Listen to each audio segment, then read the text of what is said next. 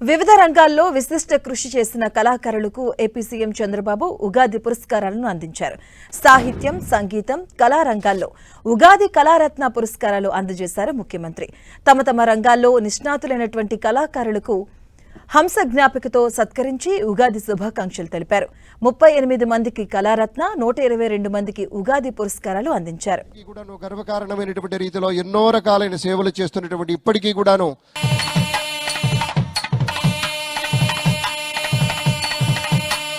Doctor Nagabhairava Adinarayana గారు సాహిత్య హంసను గౌరవ ముఖ్యమంత్రి వర్యులు బహుకరిస్తూ ఉన్నారు. అలాగే కందుల వారు కూడా సత్కరిస్తున్నారు, ప్రత్యేక పురస్కారాన్ని స్వీకరిస్తున్నారు. ఆంధ్రప్రదేశ్ రాష్ట్రంలో పురస్కారాల్లో అత్యంత ప్రతిభను చాటినటువంటి పెద్దలు ఆర్వీఎల్ సుందరం గారు సత్కారం అందుకుంటున్నారు. తదుపరి చిన్ని నారాయణరావు గారు. గట్టిగా ఉండాలి కరతాళ. గౌరవనీయ రొక్కం కామేశ్వరరావు గారు ఆకాశవాణిలో అనేక సంవత్సరాల పాటు ప్రోగ్రాం విభాగంలో సాగిస్తూ చక్కగా రేడియో కార్యక్రమాలు అన్నీ వింటూ స్పందన తెలియచేస్తూ తనకు తానే సాటి అన్నట్టుగా నాటి రోజుల్లో నీలా కుంజమణి అని పేరుండేవాళ్ళు మహిళామణులు వేణుగా